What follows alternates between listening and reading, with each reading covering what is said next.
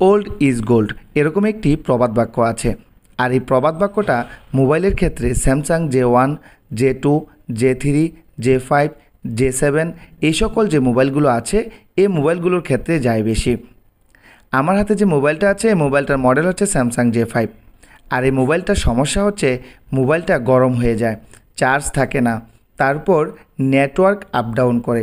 Customer এই মোবাইলটা ফেলে দিতে চাচ্ছেন না, কারণ অনেক দিন যাবৎ এই মোবাইলটা চালাচ্ছেন। উনি আমার কাছে অনেক ভরসা নিয়ে আসছে যে ভাই আমি অনেক ব্যাটারি চেঞ্জ করেছি, চার্জ থাকছে না, আবার কল দিলে নেটওয়ার্ক আপ ডাউন করে। ভাবছিলাম নতুন একটি মোবাইল কিনবো, কিন্তু এটার মতো হবে কি না এই ভেবে আর নতুন মোবাইল কিনা হচ্ছে না। তো যাই হোক, আমরা মোবাইলটা আমাদের মতো ট্রাই করব কাজ করার জন্য।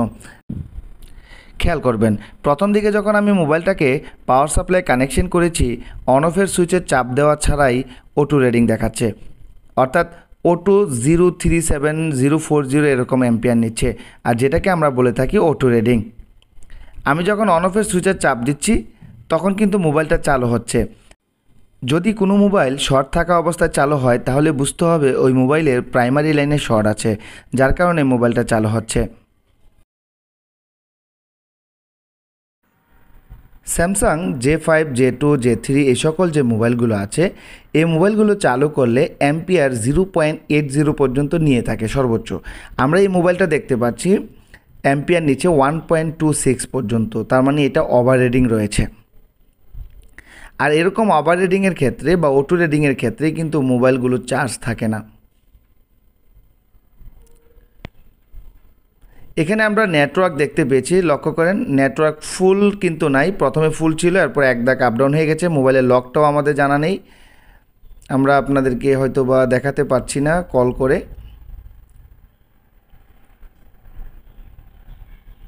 কিন্তু এটা নেটওয়ার্ক এক দাগ কম আছে, এখন 2 দাগ কমে গেছে, অর্থাৎ নেটওয়ার্কটা কিন্তু আপ ডাউন করছে।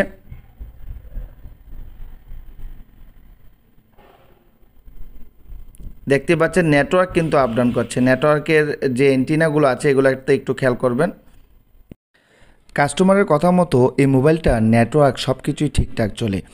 মোবাইলটা হঠাৎ করে যখন কল করে অথবা ডাটা চালু করে তখন দেখা যায় যে নেটওয়ার্কের ঘরগুলো খালি হয়ে যায় এবং ইমার্জেন্সি কল শো করে। তো আমাদের এই মোবাইলের লকটা জানা নেই, যার কারণে আমি আপনাদেরকে লকটা খুলে দেখাতে পারলাম না, তবে আপনারা দেখতে পাচ্ছেন নেটওয়ার্ক কিন্তু আপ ডাউন করছে।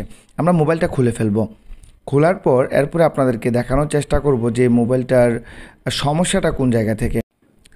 বন্ধুরা খেয়াল করে দেখবেন, আমি মোবাইলটা পাওয়ার সাপ্লাই কানেকশন করার সাথে সাথে 0.32 অটো অ্যাম্পিয়ার নিচ্ছে, আর এটাকেই বলি আমরা হাফ শট।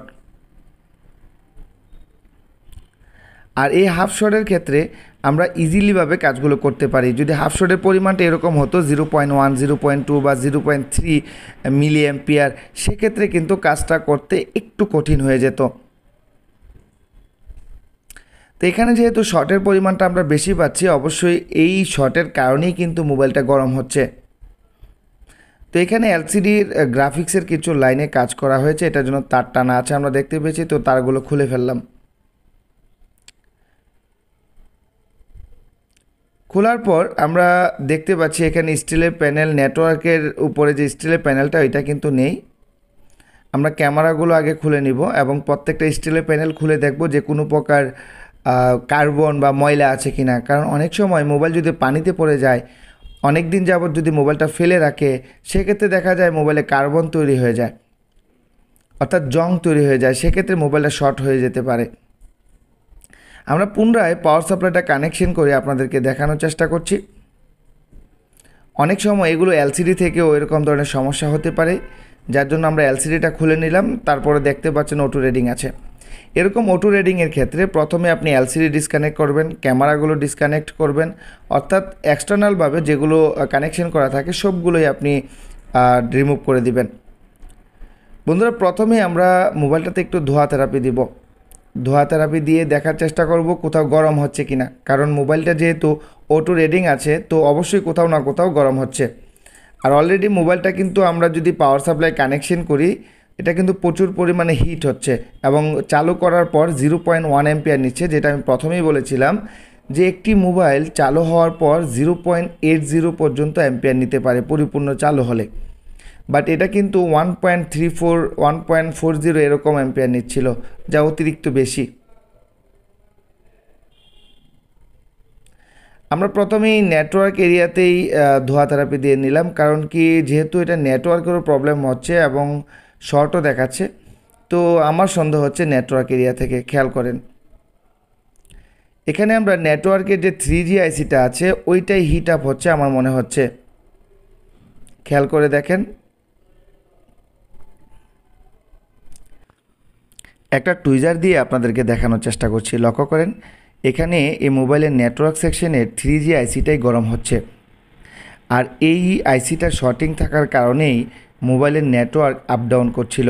আমি পুনরায় আপনাদেরকে দেখানোর চেষ্টা করছি। আমি 3G আইসিটাতে আবারও ধোঁয়া দিয়ে দিলাম। দেওয়ার পর এবার পাওয়ার সাপ্লাই কানেকশন করব। কানেকশন করার পর একটু লক্ষ্য করবেন,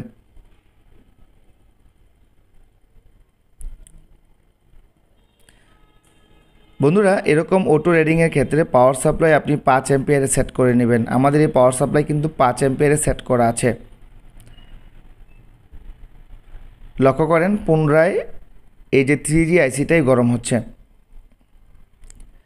আর অন্য কোনো জায়গায় কিন্তু গরম হচ্ছে না। যেহেতু 3G আইসিটা গরম হচ্ছে, আমরা প্রথমেই 3G আইসিটাকে রিমুভ করব। রিমুভ করার পর তারপরে দেখব যে অটো রেডিং যায় কি না। যদি 3G আইসিটাকে রিমুভ করে দেওয়ার পর আমাদের এই মোবাইলের শর্ট চলে যায়, সেক্ষেত্রে এই আইসির জায়গায় নতুন আরেকটি আইসি লাগিয়ে দিব। বন্ধুরা আইসিটা প্রচুর পরিমাণে হিট হচ্ছে।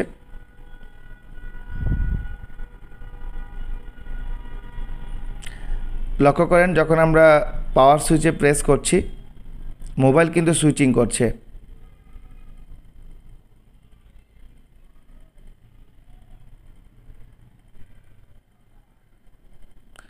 দেখতেই পেলেন মোবাইল কিন্তু সুইচিং করছে, অর্থাৎ মোবাইল কিন্তু চালু হচ্ছে।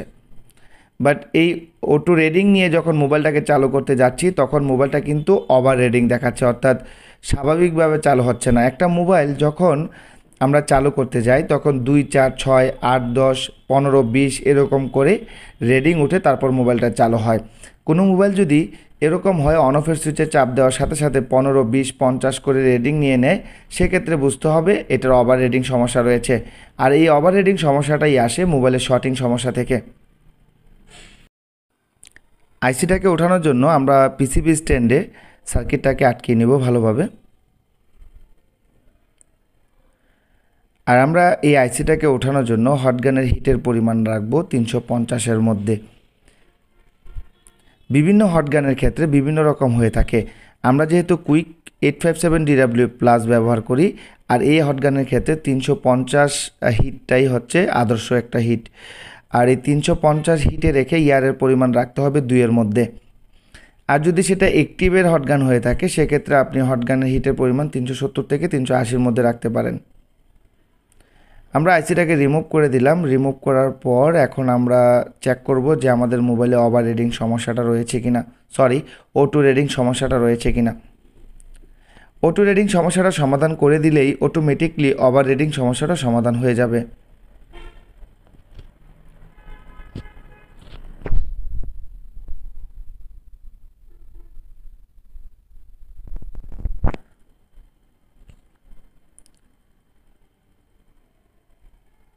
এখানে লক্ষ্য করে দেখেন আমরা মোবাইলটাকে কানেকশন করার পর এখন কিন্তু আর কোনো প্রকার অটো রেডিং দেখতে পাচ্ছি না। মোবাইলটা অন অফের সুইচে চাপ দিলে দেখেন 2, 4, 6, 9, 10 এরকম করে মোবাইলটা কিন্তু চালু হচ্ছে। অর্থাৎ মোবাইলে যে ওভার রেডিং প্রবলেমটা ছিল এখন কিন্তু আর এই সমস্যাটা নেই। যেহেতু অটো রেডিং সমস্যাটা সমাধান হয়ে গেছে, সেহেতু আমাদের ওভার রেডিং সমস্যাটাও অটোমেটিকলি সমাধান হয়ে গেছে। আর এই অটো রেডিংয়ের কারণেই কিন্তু ওভার রেডিং দেখাচ্ছিল। আমার কাছে J5-এর বাতিল সার্কিট আছে, ওইটা থেকে 3G আইসি খুলে লাগিয়ে দিব। বন্ধুরা এখানে একটা জিনিস ক্লিয়ার করব, অটো রেডিং এবং ওভার রেডিংয়ের মধ্যে তফাৎটা কী। অটো রেডিং একটি মোবাইল অন অফের সুইচে চাপ দেওয়া ছাড়া পাওয়ার সাপ্লাই কানেকশন করার সাথে সাথে যদি কোনো প্রকার অ্যাম্পিয়ার নেয়, সেটাকে আমরা অটো রেডিং বলি। আর ওভার রেডিং হচ্ছে আমরা যখন একটা মোবাইল পাওয়ার সাপ্লাই কানেকশন করার পর কোনো প্রকার অটো রেডিং দেখতে পাই না, তখন অন অফের সুইচে চাপ দিলে যেভাবে 2 4 6 8 10 এরকম রেডিং করে যদি মোবাইলটা চালু হয় সেক্ষেত্রে এটাকে আমরা বলি স্বাভাবিক রেডিং। আর যদি অন অফের সুইচে চাপ দেওয়ার সাথে সাথে 20 30 25 50 এরকম করে অটো অ্যাম্পিয়ার নেয় সেক্ষেত্রে আমরা বুঝতে পারি যে ওইটা ওভার রেডিং। দুইটার ক্ষেত্রেই মোবাইলে চার্জ থাকবে না, দুইটাই কিন্তু শর্টিং সমস্যা। আমরা আইসিটাকে লাগিয়ে দিব। আইসিটা লাগানোর জন্য পিসিবি স্ট্যান্ডে আটকে নিলে সবচেয়ে বেটার হবে, যাতে মোবাইলের সার্কিটটা নড়াচড়া করতে না পারে। আইসিটা লাগানোর সময় সেম হিট রাখবো, 350-এর মধ্যে হিট রাখতে পারেন। এবং এখানে আরেকটা বিষয়, আমি কিন্তু আইসিটা ওঠানোর পর কোনো প্রকার সোল্ডারিং উইক ব্যবহার করিনি। নেটওয়ার্ক আইসির ক্ষেত্রে এটা না ব্যবহার করাই বেটার। আর আইসিটা ব্যবহার করার জন্য নর্মাল যে পেস্টগুলো পাওয়া যায় বাকু ব্র্যান্ডের 30 টাকা 40 টাকা দামের, ওই পেস্টটাই কিন্তু আমি ব্যবহার করছি। আপনি চাইলে এই জায়গার মধ্যে ভালো মানের পেস্ট ব্যবহার করতে পারেন। তো আমরা আমাদের এই মোবাইলের আইসিটা লাগানো হয়ে গেছে। তো আমরা একটু মোবাইলটা ঠান্ডা হওয়ার জন্য অপেক্ষা করব। বন্ধুরা, আমরা চাইলেই কিন্তু যে কোনো ধরনের আইসি যে কোনো মোবাইলে লাগাতে পারি না, কারণ আইসিটা লাগানোর আগে অবশ্যই নাম্বার মিলিয়ে নিতে হয়। আমরা যেহেতু আইসিটা লাগিয়েছি, এখানে পাওয়ার সাপ্লাই কানেকশন করে পুনরায় দেখে নিলাম যে আইসি লাগানোর পর কোনো প্রকার অটো রিডিং আসে কিনা। দেখতে পেয়েছেন যে এটা আইসি লাগানোর পর কোনো প্রকার অটো রিডিং কিন্তু আমরা পাইনি।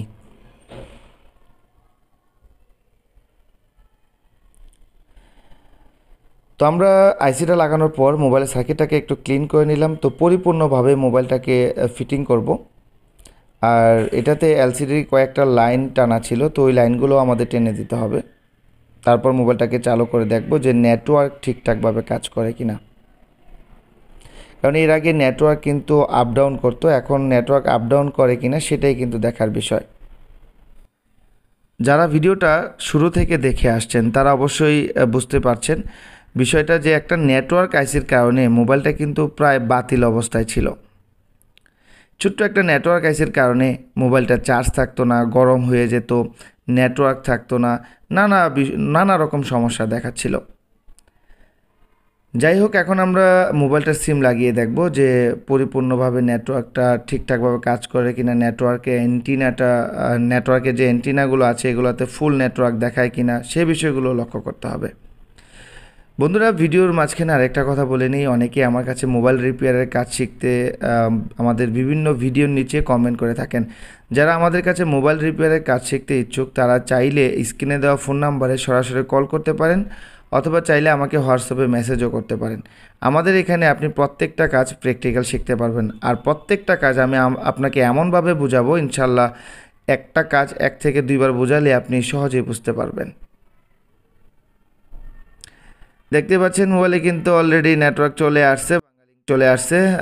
মোবাইলের নেটওয়ার্কের এন্টিনাগুলো কিন্তু ফুল দেখা যাচ্ছে।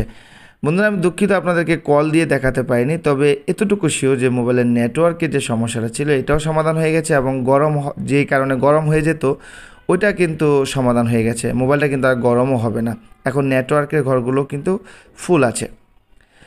বন্ধুরা, প্রতিনিয়ত চেষ্টা করি আমাদের মোবাইল রিপেয়ার হসপিটাল বিডির ফেসবুক পেজ এবং ইউটিউব চ্যানেলে প্রত্যেকটা ভিডিও বিস্তারিত আলোচনা করে আপনাদের সামনে তুলে ধরার জন্য। আমাদের ইউটিউব চ্যানেল এবং ফেসবুক পেজের ভিডিওগুলো যদি আপনাদের ভালো লেগে থাকে অবশ্যই আমাদের ফেসবুক পেজটাকে ফলো করে দিবেন। আর যারা ইউটিউব চ্যানেল থেকে দেখে থাকেন তারা আমাদের ইউটিউব চ্যানেলটাকে সাবস্ক্রাইব করে দিবেন। আজ আর নয়, কথা হবে আপনাদের সামনে নেক্সট কোনো ভিডিওতে। সে পর্যন্ত সুস্থ থাকবেন।